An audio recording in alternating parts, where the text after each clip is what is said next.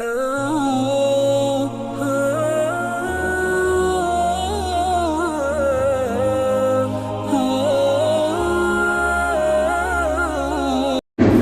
کسان وایي چې د 15 شعبان فضیلتونه نشته. نو عزتمندو دا خبره هم غلطه ده کې افراط او تفرید کیږي. بعضی کسان خبره ډېر افراط او تفرید وایي، ډېره زیاته خبره بیانول د حد نه، او کله د حد نه ډېره کمه بیانول. نو دا دوانه خبرې ښې نه دي. د کوم څیز د کومې خبرې چې څومره حد دي هغې پورې بیانول پکار دي. زیاتوالی هم صحیح نه دی، کموالی هم صحیح نه دی. کما خبره چې شریعت کې څومره درجه کې ثابت ده هغه درجه کې به هغې باندې عمل کې. ګینې بیا د دې نه بدعات جوړېږي چې زیاتې، او دا شان عزتمندو کله بالکل هغه عمل ختم شي چې نیکې. هر عمل چې نبی علیہ السلام کړی دی یا د نبی علیہ السلام د خولې نه راوتی دی او هغه یو مستحب درجې عمل هم دی، هغه هم زموږ دپاره ډېر لوی عمل دی. نو دې حوالې سره چې څوک دا وایي چې د شعبان بالکل فضیلت نشته، دا خبر هم صحیح نه ده. او چې څوک دا وایي چې مثلا شعبان د دې نورو ټولو میاشتو نه یا مثلا دې کې څه خاص عبادتونه بیانوي، هغه هم صحیح نه ده. څه خاص عبادت نه دی بیان شوی، صرف دومره حکم راغلی چې د شپې عبادت کوئ او د ورځې روژه نیسئ. نو بعضې کتابونو کې خاص خاص عبادتونه کړي دي چې الفیه مونځ، زر رکاتیز مونځ، او په یو رکات کې به داسې داسې کې. نو دا بیا احادیثو کې نشته. فضیلت د دې شپې شته. نبی علیہ الصلوۃ والسلام فرمای وی په دې شپه باندې الله رب العزت د دومره خلکو مغفرت کوي. عائشہ رضی الله تعالی عنها ته فرمای لکه کلب یو قبیله د بنو کلب، وی هغوی چې څومره ګډې بزي ساتلی دي او د هغې په بدن چې څومره ویښته دي، الله د دومره کسانو مغفرت کوي په دې شپه باندې. 15 شعبان کله دی هغه درته وروسته بیانو چې کسان موم را برابر شي. نو بهرحال د دې میاشت دا دی. نو روایت تقریبا د 10 صحابو نه د دې شپې او د دې د ورځې د روژو په باره کې او داسې د نورو فضیلتونو باره کې د 10 صحابو نه روایت راغلی دي. یو روایت پکې دغه چې د نبی علیہ الصلوۃ والسلام عائشہ رضی الله تعالی عنها ته وویل چې په دې شپه باندې الله د فلاني قبیلې د څاروو د ویښتو برابر د خلکو مغفرت کوي. نبی علیہ السلام په خپله دغه شپه راپاڅېدو. عائشہ بیبي وایي زه ډېره پریشانه شومه چې نبی علیہ السلام به چېرته تلي. نو د ښځو دا فطري څیز دی چې هغوی کیدای شي بله ښځې کره به تلي. وایي زه چې راووتمه مخامخ ادیره وه چې ادیره کې مې وکتو نبی علیہ الصلوۃ والسلام ناست و او هلته یې دعاګانې کول. نو زه واپس رالم.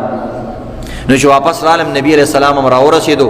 نو زه ډېره ستړې ستړې ومه، ساسو مزر راغلی و. نبی علیہ السلام ویل چې ولې داسې دي؟ وی ما ویلی چې تاسو نه وی چې چېرته به تلي. ویل ښه. بیا ویلې دا یو بهترینه شپه ده او په دې شپه کې د خلکو اعمال اوچتېږي اسمانونو طرف ته، او نور روایتو کې راځي په دې باندې د خلکو تقدیر لیکلی کېږي، په دې باندې د خلکو رزق تقسیمیږي، او په دې کې دا بیانیږي او دا مقرریږي چې کم انسان به د را روان کال کې مري او دا کم به پاتې کېږي او څومره به خوري. دا ټول څیزونه په دې کې تقسیمیږي. بیا دلته یو سوال راځي چې دا خو تقدیر خو په لیلة القدر شپه کې لیکلی کېږي، هغې ته لیلة القدر وایي. نو لیلة القدر معنی د تقدیر لیکلو شپه یا د فضیلت شپه، خو یو معنی دا هم ده چې د تقدیر لیکلو شپه. نو تقدیر خو په هغه شپه لیکلی کېږي او هغه خو په رمضان کې ده، او دا خو د رمضان نه 15 ورځې مخکې ده. نو ما تاسو ته یو آیت کریمه وویله، هغې کې الله رب العزت بیان کړي دي چې په دې شپه باندې هم لیکلی کېږي انا انزلناه فی لیلة مبارکه انا کنا منذرین فیها یفرق کل امر حکیم. په دې کې الله رب العزت د هر امر فیصلې کوي. بعض وایي د دې آیات نه مراد هم د لیلة القدر شپه ده. خدا آیات لري عزتمندو تقدیر 3 ځل لیکلی شوی، 3 بار، 3 پیرې.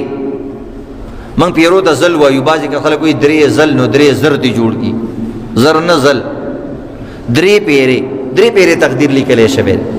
یو ځل خو د انسان د پیدایش نه مخکې چې کله لا انسان پیدام نو 2000 کاله مخکې الله رب العزت د هر یو څیز تقدیر لیکلی او الله په علم کې و. صرف چاته هم د الله نه سوا پته نه وه چې څه به کېږي، ځکه انسانان وونه نو دا ټول الله وکړه، دلته به غرونه وي، دلته به نیرونه وي، او داسې به انبیا وي، دا به صحابه وي، دا به عام خلک وي، دا فلانې امت، دا داسې امت، دې وخت کې به قیامت راځي، دې وخت کې به فلانې پیغمبر راځي. د دې ټولو اشیاء تقدیر الله رب العزت ته معلوم او الله نو دغه هم تقدیرو. بیا د لیلة القدر په شپه او د شعبان په شپه هم لیکل کېږي، خو یو کې تفصیلی لیکل کېږي او بل کې اجمالی لیکل کېږي، یو کې مختصر لیکل کېږي او بل کې تفصیلی لیکل کېږي. نو یا د لیلة القدر په شپه باندې تفصیل لیکل شوی دی، یا د شعبان په شپه تفصیل لیکل شوی، او یا د لیلة القدر په شپه باندې مختصر لیکل شوی دی، او یا د شعبان په شپه باندې. یا دویم دا دی مثلا د لیلة القدر په شپه باندې تفصیلی لیکل شوی دی چې د دې انسان به مثلا 80 کاله عمر وي، نو په 80 کالو کې 80 کاله شو، نو بیا د دې شعبان په شپه باندې د یو کال تقدیر تی رابیل شي، چې مثلا اول کال په اولنی شعبان کې د یو کال تقدیر رابیل شي چې د را روان کال کې به د سره داسې داسې کېږي. نور یو کم 80 کاله مقشان د لیلة القدر د شپې والا بیل پروتي. اوس شعبان 15 کله دی، نو دا ملکونو کې اختلاف راځي، نو ملکی اعتبار سره 15 شعبان د منګل په ورځ دی، نو د پیر ورځ شو دا 14 شعبان شو. نو که څوک عبادت کوي نو د منګل په شپه چې نن مثلا د پیر ورځ ده، نو دا کومه را روانه شپه چې کوم ده د 15 شپه ده، نو په هغه شپه باندې عبادت وکړه، لږ ساعت ته وکړه، لږ ساعت یې ښځو کړي، لږ ساعت یې بچیو کړي، یا ټول لږ ساعت را پاڅېږي 20 منټه نیمه ګنټه بس بیا واپس وده شي چې صرف یې څه پکې پیدا شي چې کله وده کېږي ټول راغونډ کوي، راځي چې راغونډ شو، او دا لازم مه ګڼه وایي زه عبادت وکړي ته خپل وکړه زه به خپل وکړم بیا به وده شو دې ته، او په سبا باندې انسان روجه ونیسي. نو دې طریقې سره عزتمندو او کېدای شي که دلته قاسم علي خان والا اعلان وکړو اکثر دلته یو ورځ مخکې، نو بیا کېدای شي د اتوار ورځ راشي، نو بیا به د پیر شپه 15 شعبان شپه وي، نو د اتوار پیر ورځ د دواړو ورځو کې امکان دی په دغه ورځ باندې د پیر او د منګل.